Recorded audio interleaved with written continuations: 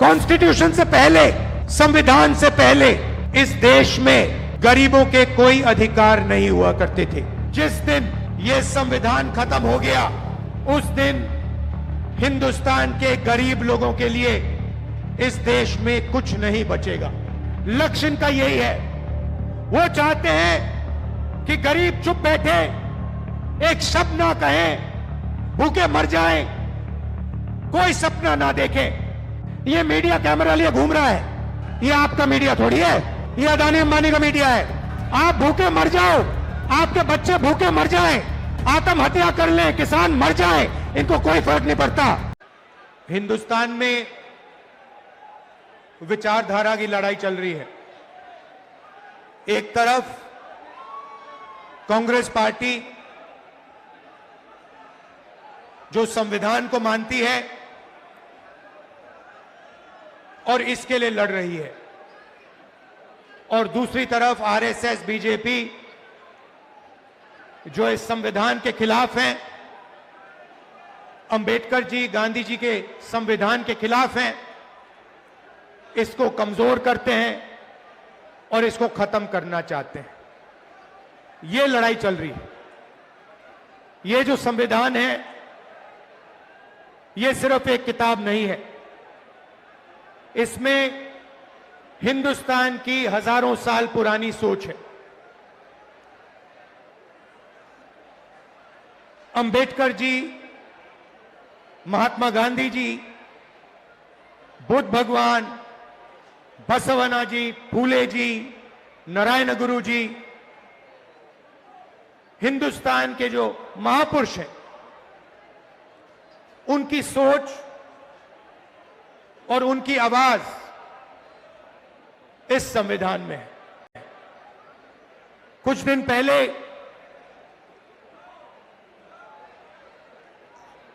RSS के नेता मोहन भगवत ने कहा कि हिंदुस्तान को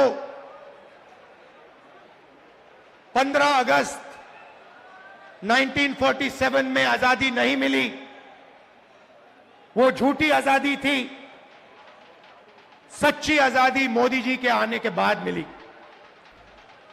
भाइयों और बहनों, यह सीधा संविधान पर आक्रमण है।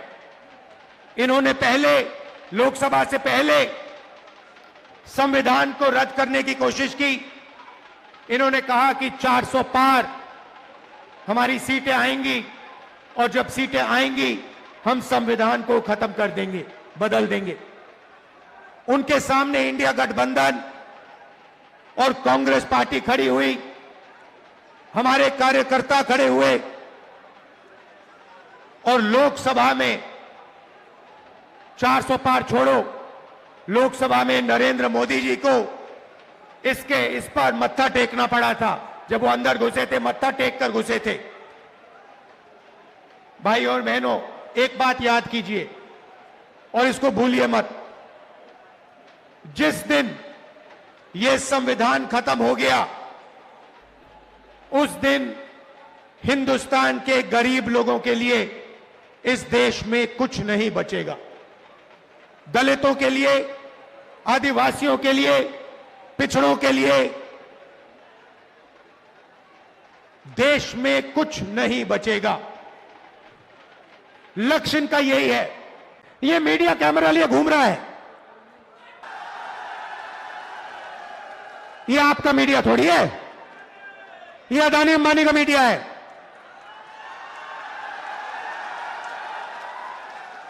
आप भूखे मर जाओ, आपके बच्चे भूखे मर जाएं, आत्महत्या कर लें, किसान मर जाएं, इनको कोई फर्क नहीं पड़ता। ये अदानी अंबानी की शादी दिखाएंगे। ये उनके हैं, उनकी नौकरी करते हैं 24 घंटा। हिंदुस्तान के किसान की बात नहीं करेंगे, मजदूर की बात नहीं करेंगे, बेरोजगार युवाओं की बात नहीं करेंगे, अदानी अंबानी की शादी की बात करेंगे। अफगानिस्तान की बात होगी, पाकिस्तान की बात होगी, मगर हिंदुस्तान की बात, किसानों की बात, मजदूरों की बात ये नहीं करेंगे। और आपके हर एक के घर में घुसे हुए ही है। सब बेरोजगार है हिंदुस्तान में, और कोई रास्ता नहीं। भैया टीवी देखो 24 घंटा, तो देखना ही पड़ेगा। जो ये कहेंगे देखना ही पड़ेगा। डराने में लगे हिंदुस्तान को कि देखो देखो अफगानिस्तान में क्या हो रहा है, देखो देखो उधर क्या हो रहा है। अरे हमें यह भी बता दो हिंदुस्तान में क्या हो रहा है। कॉन्स्टिट्यूशन से पहले, संविधान से पहले इस देश में गरीबों के कोई अधिकार नहीं हुआ करते थे।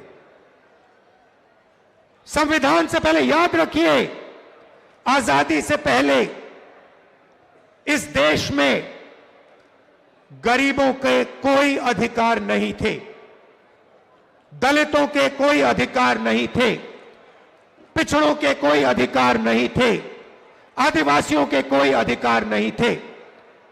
अधिकार सिर्फ महाराजा राजा के थे। वो बदलाव आजादी के दिन आया था।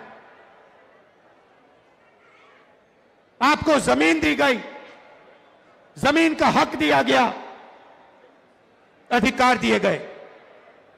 बीजेपी आरएसएस चाहते हैं कि आजादी से पहले जो था, जहां गरीबों के कोई अधिकार नहीं थे, सिर्फ अंबानी अदानी जैसे लोगों के अधिकार थे, वैसा हिंदुस्तान चाहते हैं।